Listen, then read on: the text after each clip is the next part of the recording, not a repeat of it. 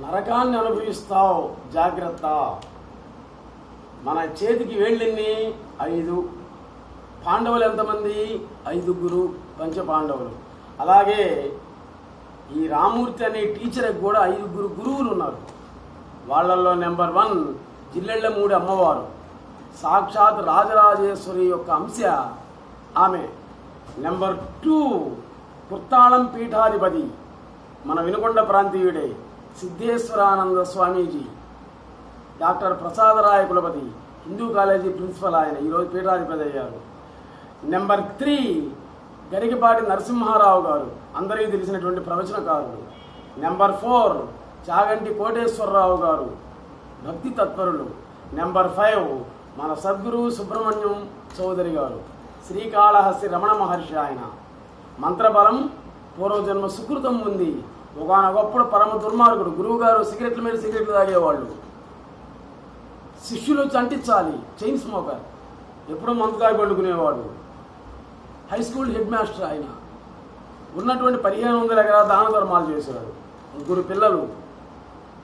ఎవరో ఒక ఆమె వచ్చేసి జిల్లుడు అమ్మవారు వచ్చేసేసి ఒరే సుబ్రహ్మణ్యం రిజైన్ చేయి అన్నాడు.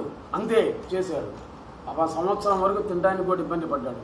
ఈరోజు ప్రపంచ గురువు అయ్యారు, ఆయన విశ్వ గురువు అయ్యారు.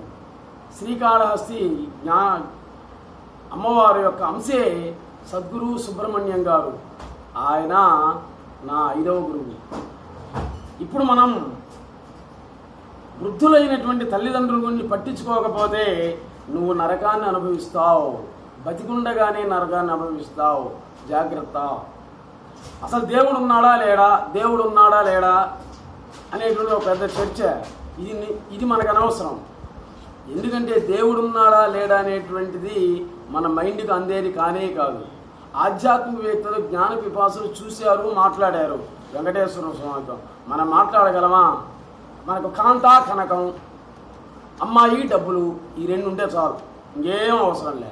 అందుకని మనకు దేవుడు కనపడ్డు. కాంతా కనకాలను వదిలిపెట్టమని ఎవరు చెప్పలే. కాంతాని కనకాలతో ఉంటూనే దైవభక్తిని సాధించు అని చెప్పారు. కాబట్టి దేవుడు ఉన్నాడా లేడా అనేటువంటి చర్చ పక్కన పెట్టు.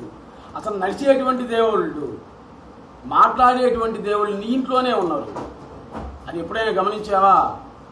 ఎప్పుడూ గమనించలా.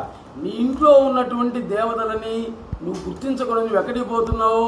పుణ్యక్షేత్రాల మధ్య తిరుగుతున్నావు. పోయి పుణ్యక్షేత్రాలు తప్పంటే ముందు నీ ఇంట్లో ఉండే దేవుళ్ళని చూడు.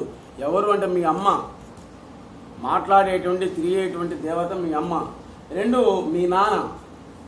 వాళ్ళని నువ్వు సేవించకుండా వాళ్ళు వృద్ధులైన తర్వాత ఇంకా నువ్వు నీ భార్య పిల్లల్ని తీసుకొని విదేశాలకు పోయి వీళ్ళని సేవించే వాళ్ళు లేకపోతే వృద్ధాప్యంలో ఉండేటువంటి వాళ్ళ శాపాలు నీకు తగులుతాయి. దాంట్లో డౌట్ అనేటువంటిది లేనే లేదు. కాబట్టి నీ తల్లిదండ్రులే నీ దేవుళ్ళంది. వాళ్ళని సేవించాల్సిన బాధ్యత నీకుంది. నీ తల్లిని తండ్రిని సేవించలేనటువంటి నీవు అసలు దేశాన్ని సేవిస్తావా? ఇంకా దైవ సేవ మాత్రం చేస్తావా? మాధవ సేవ అంతకంటే కూడా చేయలేవు. కాబట్టి దేశ సేవే దైవ సేవ, దైవ సేవే మాతృ పితృసేవ అనే దాన్ని మర్చిపోవద్దు.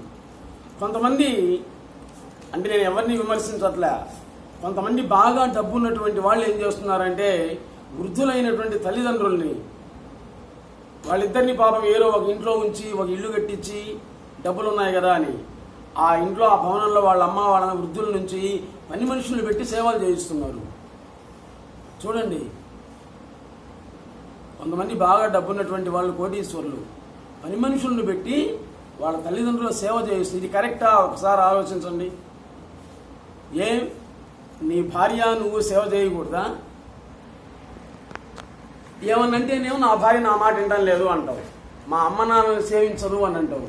మరి రేపు నువ్వు నీ భార్య కూడా అంతే తయారవుతారు. వయసు పెరిగిపోతుంది. నీ అందం అనేది ఎక్కువ ఉంటుందా? నీ భార్య అందం ఎక్కువ ఉంటుందా? నీ అందం నీ పెళ్ళాం అందము ఉండదు ఎక్కువ కాలం. అది కొంతకాలం వరకే ఉంటుంది. అవునా? నీ తల్లిదండ్రులు ఎలా అయితే ఇప్పుడు ముసలి వాళ్ళే పాపం రోగాలతో వృద్ధాప్యంలో మంచంలో బాధపడుతున్నారో ఆ పరిస్థితి నీకు నీ భార్య కూడా వస్తుందా రాదా? మరి అప్పుడు నీ పిల్లలు ఏం చేస్తారు? నువ్వు ఎలా అయితే నీ అమ్మా నాన్నలను పట్టించుకోవట్లేదు, వాళ్ళు కూడా నిన్ను పట్టించుకోరు. అనాశరణాలయంలో బారేస్తారు తీసుకుపోయి. ఆ పరిస్థితి రాకుండా నరకాన్ని అనుభవించకుండా ఉండాలి అంటే వృద్ధులైనటువంటి నీ తల్లిదండ్రుల్ని, రోగగ్రస్తులైనటువంటి నీ తల్లిదండ్రుల్ని, తాత ముత్తాతల్ని నీవు, నీ భార్య, నీ పిల్లలు సేవ చెయ్యాలి. లేకపోయినట్లయితే వాళ్ళ వృద్ధాప్య బాధలు అనే శాపాలు మనకు తగులుతాయి. దశరథ మహారాజుకే తప్పలే ఆ బాధలు. మునిశాపం దగ్గర చివరికి ఆయన మరణించింది. రాముడు దూరం అయిపోయాడు. వాళ్ళకంటే మనమేం ఎక్కువేం కాదు. కాబట్టి ఇప్పుడున్నటువంటి పరిస్థితులలో సైన్స్ బాగా డెవలప్ అయింది. ఫారిన్ కల్చర్ వ్యాపిస్తూ ఉన్నది కొంచెం కొంచెం ఇండియాలోకి. దానివల్ల మన మనసులు కూడా మారిపోతూ ఉన్నాయన్నమాట. దైవ సేవ, గురు సేవ, అసలు ఎందుకు చదువుకుంటున్నామో, ఏం చేస్తున్నామో, ఎందుకు పుట్టామో, ఎందుకు పెరుగుతున్నామో అని కూడా అర్థం కావట్లే. పాశ్చాత్య సంస్కృతి సాంప్రదాయాలకి మన హిందూ దేశం తలొగ్గుతూ ఉన్నదన్నమాట. ఈ పరిస్థితిలో ఇప్పుడు వచ్చేటువంటి వాళ్ళు పాపం భార్యలు ఆ వృద్ధ సేవ చేయాలంటే వాళ్ళకి గిట్టదు. అట్లాంటప్పుడు నువ్వేం చేయాలి? భార్యను పోగొట్టుకోలేవు, అంతేగా, కోరి చేసుకున్న అమ్మాయి కాబట్టి. తల్లిని పోగొట్టుకోలేవు. మరి ఆమె ఏమో మీ అమ్మను సేవించను అంటుంది. ఆ ముసలమ్మతో నాకు అనవసరం అంటుంది. ఆమె సేవ నేను చేయలేను, ఆమె సేవ చేసిన ఆనందం ఎక్కడ పోతుందో అంటుంది అనమాట. అట్లాంటప్పుడు నువ్వేం చేయాలి?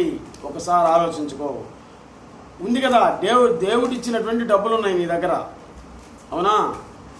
కాబట్టి ధనం అనేటువంటిది నీ దగ్గర ఉంది కాబట్టి నువ్వేం చెయ్యాలి అంటే, నీ భార్య, నీ పిల్లలు, మీ అమ్మా నాన్న వాళ్ళని పట్టించుకున్నప్పుడు నువ్వేం చెయ్యాలి అంటే వాళ్ళని, వృద్ధాశ్రమాలు చాలా ఉన్నాయి ఈరోజు. ఊరికి ఉంటాయి, ముందు వస్తాయి అవి వృద్ధాశ్రమాలు. నీ దేవుడిచ్చిన డబ్బు ఉంది కదా, ఆ వృద్ధాశ్రమానికి ఏమైనా 4 కోట్లు ఇవ్వరాదు, డిపాజిట్ చేయి. మీ అమ్మ పేరుతో 2 కోట్లు డిపాజిట్ చేసేయి. నీకంటే, నీ భార్య కంటే, నీ పిల్లల కంటే, నువ్వు పనిచేయించే సేవకుల కంటే కూడా వృద్ధాశ్రమాల్లో వాళ్ళు చాలా జాగ్రత్తగా చూసుకుంటారు.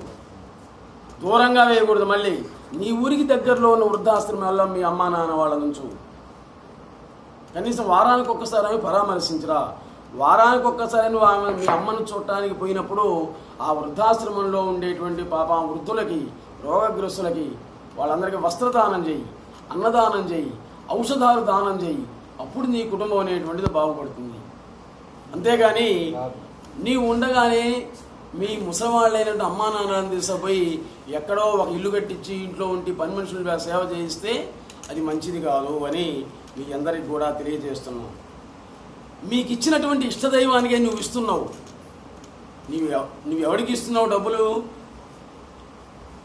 నీ ఇష్టదైవానికే ఇస్తున్నావు అనమాట. ఆ విధంగా భావించి సేవ చేసినట్లయితే దేవుడు మనల్ని అందరినీ కూడా రక్షిస్తాడు. జీవితం అనేటువంటిది కరిగిపోయేటువంటి మంచు గడ్డ లాంటిది, కరిగిపోయేది ఎప్పటికైనా. జీవితం కరిగిపోయేటువంటి మంచు, ఉన్నంతలో నలుగురికి పంచుతూ ఉండు. Please subscribe our channel. Pullabandol Rammurthy, world teacher. నమస్తే.